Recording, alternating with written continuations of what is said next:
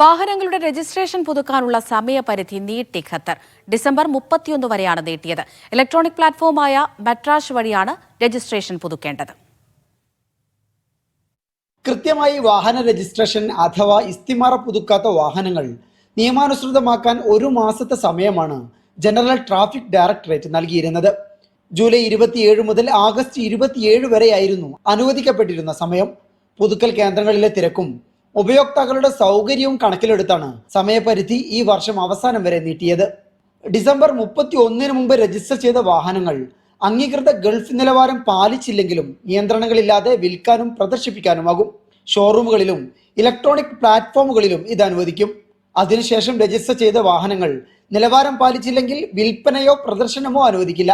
നിയമം ലംഘിക്കുന്നവർക്ക് ശിക്ഷ ലഭിക്കുമെന്നും മന്ത്രാലയം അറിയിച്ചു.